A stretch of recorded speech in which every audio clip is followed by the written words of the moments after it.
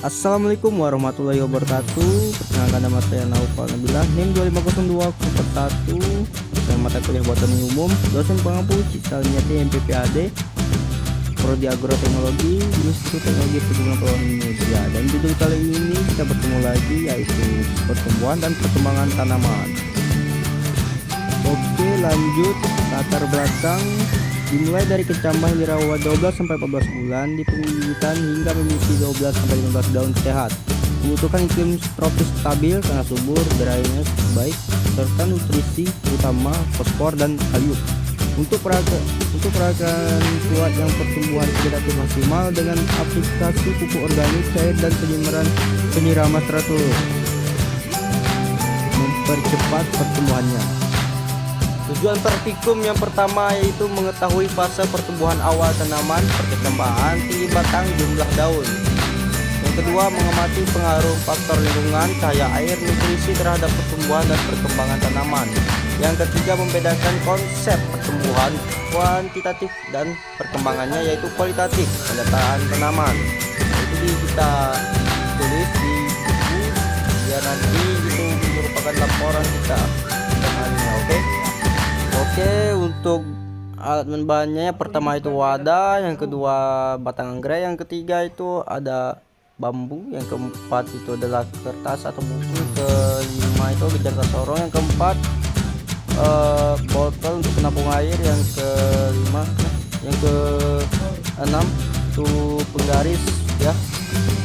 Oke, cara kerjanya yang pertama untuk penanaman dan perkembangan. 1. Siapkan polybag berisi meja tanam, tanah pasir atau kompos 2:1:1. Yang kedua, tanam benih kacang hijau, jagung kedelai dengan kedalaman 2 cm sebanyak 2 atau 3 biji per polybag. 3. Siram dengan air secukupnya hingga lembab. 4. Letakkan polybag di tempat dengan cahaya yang cukup. B. Perlakuan lingkungan opsional. 1. Bagi tanaman dalam beberapa kelompok perlakuan. Tes cahaya berbeda, terbuka, tes teduh. Frekuensi penyiraman berbeda setiap hari versus 2-3 hari sekali. Nutrisi berbeda, air biasa versus pupuk pula berbeda pada setiap kelompok perlakuan. Untuk cara kerja yang C. Pengamatan pertumbuhan. 1. Amati setiap 2 hari sekali. Ukur parameter tinggi tanaman cm, jumlah daun, panjang daun, warna daun, indikasi perkembangan klorofil. 2. Setelah 2-3 minggu tanaman, timbang bobot basah akar batang daun, keringkan di oven 70 derajat Celcius 24 jam, timbang bobot kering. Yang gede, pengamatan perkembangan. 1. Catat munculnya fase perkembangan, pecahnya biji, muncul hipokotil, epikotil, daun pertama, pembukaan cabang, bunga kalau jika ada ya. 2. Diskusikan perbedaan pertumbuhan tinggi, jumlah daun, biomasa dan perkembangan pembuahan, perubahan warna daun. Oke, yang terakhir E. Analisis data. 1. Susun grafik pertumbuhan tinggi tanaman versus waktu, jumlah daun versus waktu. 2. Bandingkan antar perlakuan cahaya, air, nutrisi. 3. Diskusikan faktor paling berpengaruh terhadap pertumbuhan dan perkembangan. Oke, hasil dan pembahasan. Tanaman kelapa sawit menunjukkan dinamika pertumbuhan dan perkembangan yang dipengaruhi oleh banyak faktor, mulai dari genetika dan kondisi kultur hingga lingkungan tumbuh dan pemupukan.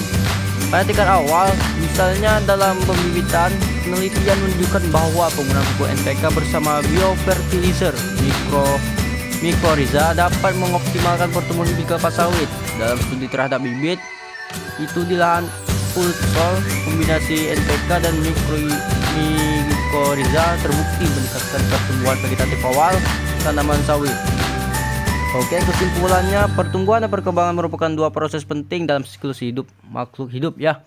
Pertumbuhan adalah perubahan kuantitatif berupa peningkatan ukuran dan jumlah sel, sedangkan perkembangan pengamatan fungsi adalah perubahan kualitatif mencakup organisme. Proses ini dipengaruhi oleh faktor internal sebagai gen dan hormon, serta faktor eksternal seperti nutrisi dan lingkungan. Secara keseluruhan, pertumbuhan dan pengukuran organisme yang berlangsung secara untuk matang dan mampu berfungsi optimal.